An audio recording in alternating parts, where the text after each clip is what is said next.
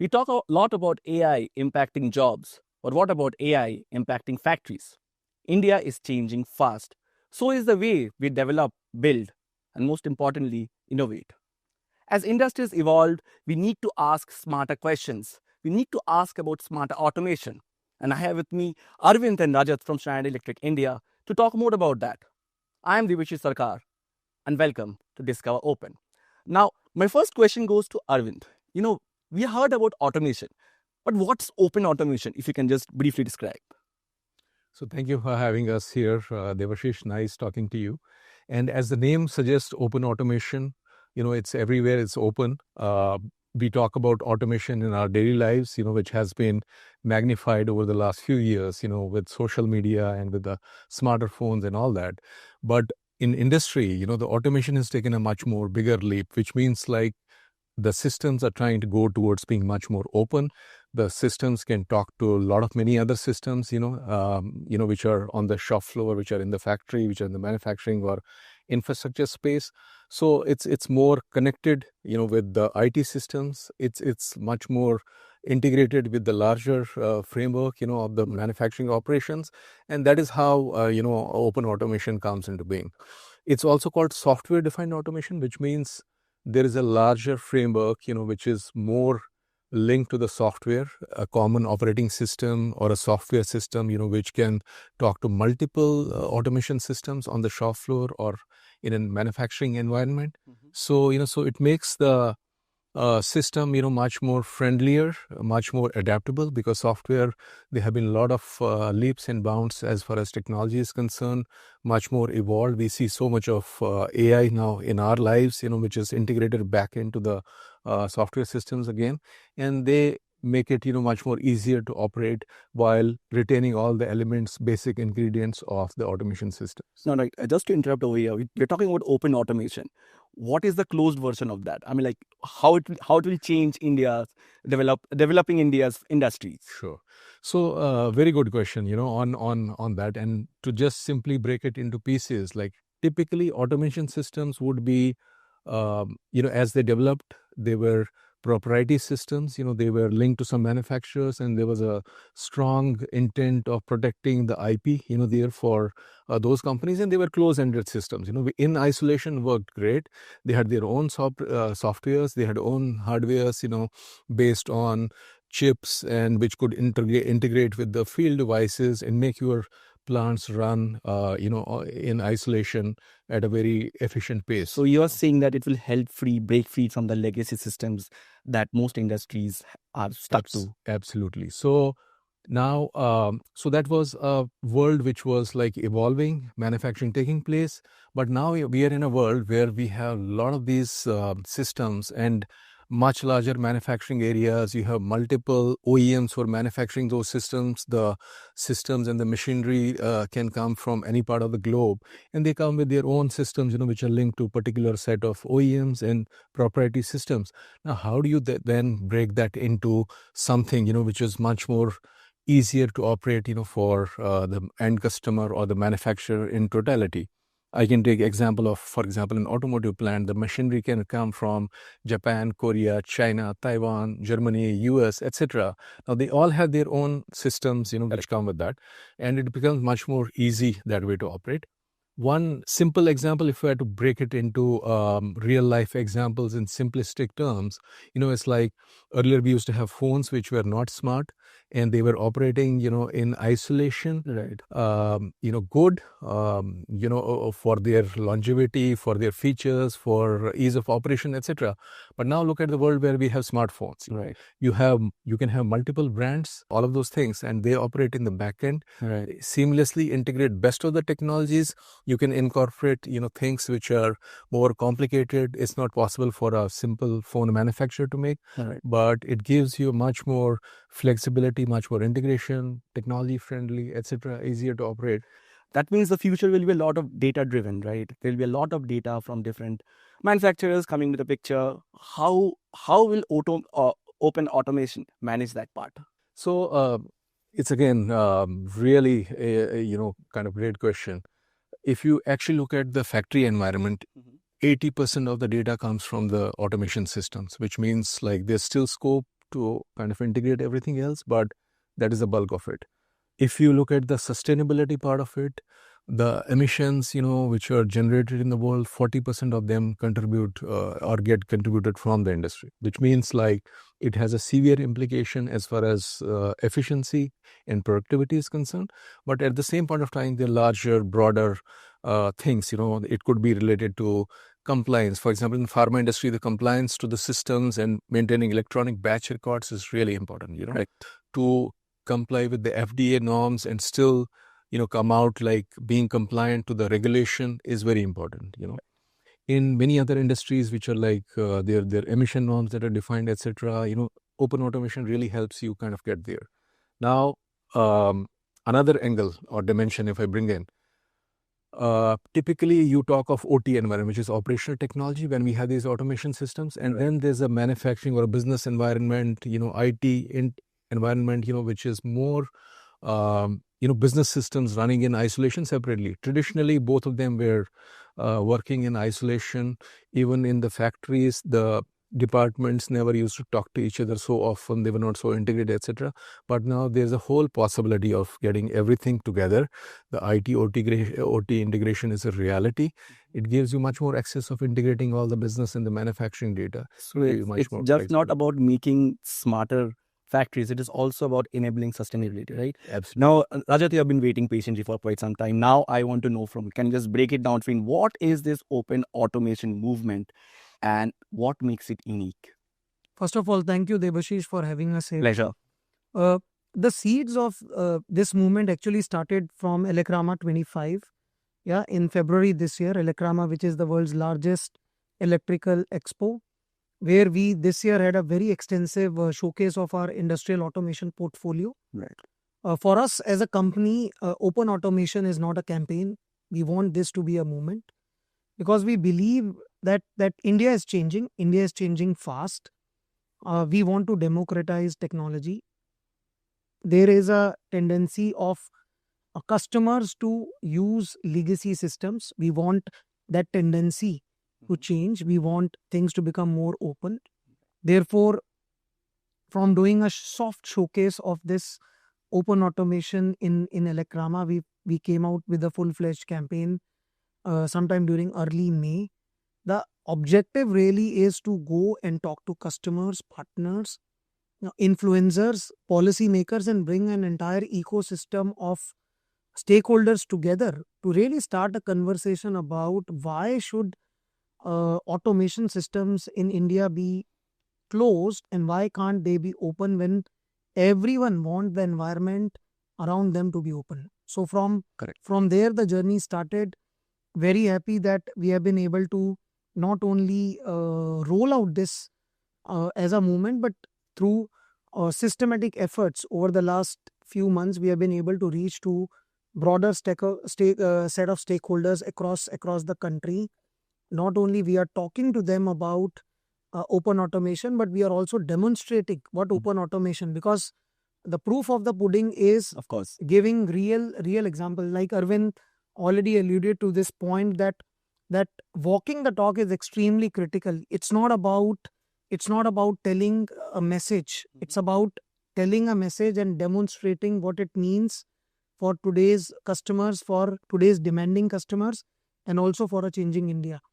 So what we see happening in India is more and more customers are focusing on sustainability. Energy efficiency is becoming one of the extremely important levers of, I would say, even business planning, and also something which is not only now restricted to large companies, but whether you are a mid-sized organization or a small-size organization, everyone wants to embrace sustainability. And we have seen a lot of traction happening around open automation as a movement in India over the last several months, and we expect this trajectory to even become sharper and stronger in the months to come.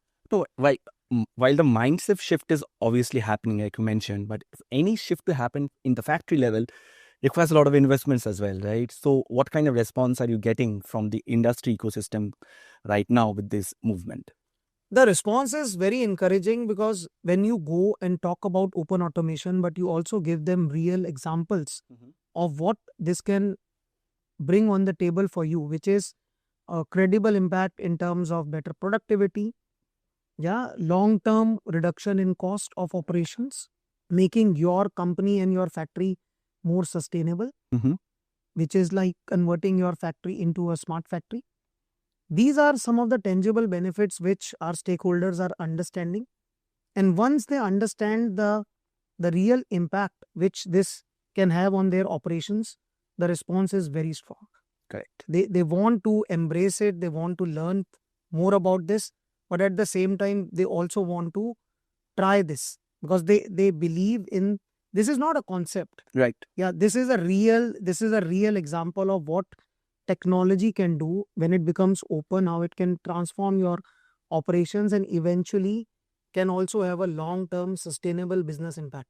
Right, now coming back to Arvind, talking about real world experiences, can you share some real world examples of open automation's impact? So I think it's applicable for all kind of industries, but I'll possibly talk about some very specific examples that could be relevant. If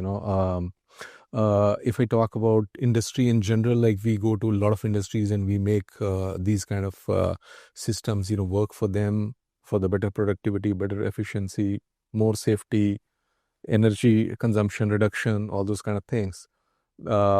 One example could be on water side. For example, Mumbai again, you've done water treatment projects using open automation, which integrate a lot of systems together, and they give a safe, reliable drinking water to almost between these two cities, 50 million plus.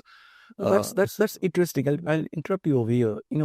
Using automation in water treatment facilities. We're talking about production, but water is the basic necessity. What about the efficiency? What changes did open automation bring in that? Can you just elaborate? So absolutely. So you can integrate multiple systems, together, which is like you can talk to various devices, which are there. You can connect with the backend IT systems, give more visibility, in the system. There is a reduction in the leakage, that you can detect, with these kind of systems, right? That's a very common problem that we see a lot of times, because you are talking to many other systems typically, which your system may not have that capability in isolation to do, right? You're very good at what you're trying to do, but there could be many other companies which are very different, in that sense. For example, if I talk of a different industry example, people can integrate vision cameras, for example, on the total automation system. Now, I may not have that capability of blending that seamlessly, integrating that, in the system. But I can use somebody else's technology whose systems are again compliant with the same standards that we comply with. Right. And then it's much more easier to integrate, So I think that's one good example. But coming back to your point on real life examples, we have our own factory in Hyderabad where we manufacture a lot of Schneider smart factory in Hyderabad they're talking about? Exactly, Yeah. yeah. So this factory is the smart factory. It's a lighthouse factory certified by World Economic Forum, which does it in consultation with McKinsey. It's a sustainability lighthouse factory. There are only a dozen odd certified in India overall, for lighthouse. So one of the real good examples of showcasing our technology. We get a lot of our customers here to demonstrate the things that we have kind of done there. We have, over the last 4 years, we have reduced the carbon emissions by 61%. We have made it much more efficient. We have reduced the defect rate by 90%, so which means like we are churning out better, good quality products with a faster execution rate and reducing the losses, there. Energy efficiency, again, another big feature there. We have reduced that again by the energy losses, by about 54% or thereabouts. So these are real life examples. We want to say that we have the skin in the game, and we are actually showing it as far as the results are concerned, and then how we measure them over a period of time, what impact they bring. So these are some great examples of, how we can kind of bring those things to life. Right. Now, Rajat, okay, how is Schneider building a community or preference around open automation, given that it's fairly new term in the industry? Yeah, and actually it is not a term because eventually we want this to be a movement. Correct. Yeah, for example, Arvind talk about our Hyderabad factory, which is not only the lighthouse factory, it is a sustainability lighthouse. There are only couple of factories in India which are the epitome of sustainability, yeah, which is best of the best. Right. Yeah, so when we go and talk about automation or open automation to our customers, we ensure that we are also first ensuring we are using that technology in our own operations. So we have a plan to go to various stakeholders in the country, because we want this to be a movement, and any movement can be successful only when you can bring diverse set of stakeholders together. So it is not about going to a particular set of stakeholders and communicating a message. It is about creating an ecosystem of various stakeholders, whether it is end customers, whether it is partners, policy makers. Policy makers play a very, very important role in setting standards and sometimes also challenging the existing standards and asking for changes, and also common people at large. So we have a plan to go to various cities in the country through various kind of activations. We would be going to different cities, doing very focused events through which we are able to communicate and demonstrate. So it's not about just communicating, it is also about demonstrating open automation through real solutions, but through also real case studies. It is also bringing those advocates, yeah, in limelight. For example, when we are going and talking to various stakeholders, there are people who are coming forward and talking about the need for India to embrace open automation. That is extremely important. We are also creating platform for these individuals or organizations to come forward and talk about open automation, because this, as I mentioned earlier, is not about a campaign or a message. It is about a movement. It is about a mindset shift which we are trying to do, and we want every entrepreneur, every individual who has a factory, who has a plant, etc., to really question, does it make sense for them to still embrace heritage and legacy systems and solutions when the world is changing and is moving towards open? And therefore we would be using all the ammunitions which are available to communicate the messaging around this movement to our broad set of stakeholders. Right. Final thoughts, Arvind. How and why should businesses act now around open automation? I would say it's both opportunity and risk. If I look at the larger macroeconomic drivers, India was not not a manufacturing-based economy, it was a services-based economy. Now, our aspiration as a country is to kind of go from mid-teens to like 25% or thereabouts. There's a lot of investment on the infrastructure side, which naturally happens if you are the fourth largest economy, you are the largest growing economy, as far as large economies are concerned. We have $1 trillion of export ambition. We have a lot of states trying to get to $1 trillion GDP, right? So there's a lot that is happening, which is on the investment side and our aspirations as a country. There's a lot of investment from the government on Make in India, PLI schemes, Digital India, Skill India, and Skill India is one more factor which is like applicable here in this space. So there's a lot of opportunity in the market, which means like the environment is very dynamic, it's changing rapidly. So you got to be flexible. So you can't do it without automation and flexible automation and open automation. So a big opportunity for the businesses and industries to grow significantly faster, be scalable, be flexible, be much more efficient, productive. And it cannot happen without, your open automation being in place. So which means that you could integrate your business systems, with your manufacturing systems. You can take best of the technologies adopted there. The workforce also comes into element. In property systems, you just look at a particular type of make and the people who are used to that or were skilled on that.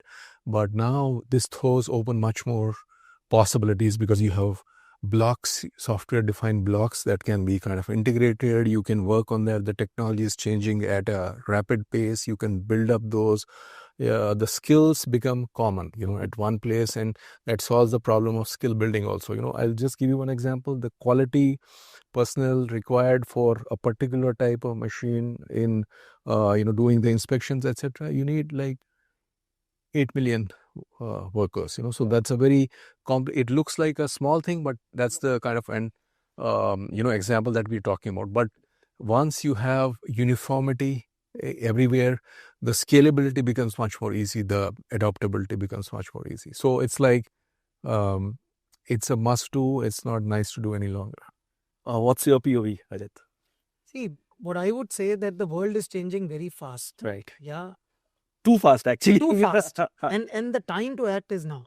Right. Yeah, because you can't just keep on waiting when the world is changing dramatically in the age of AI and digitization, when things are going to move at a very rapid pace.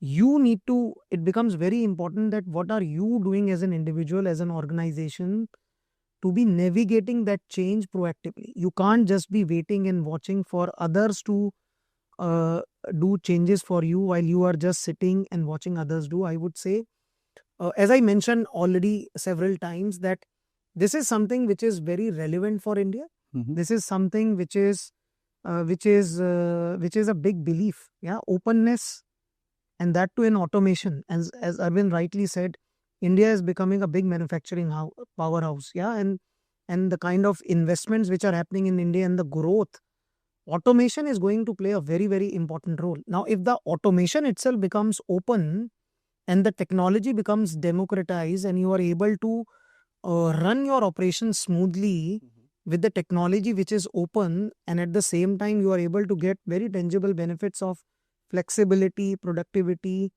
and many other benefits, why should you not embrace it? Why should you not adopt it with open arms and really reap the benefits of that technology which is right now available for you, and demonstrate that credible impact in your daily lives, or even in your I would say organization and professional life. So I would say yes, we should go and embrace open automation, and we should play our role in making it successful. That's right. Open automation is smarter automation for a smarter India. Thanks, Rajat and Arvind, for decoding open automation for us. This is Divishi Sarkar, signing off.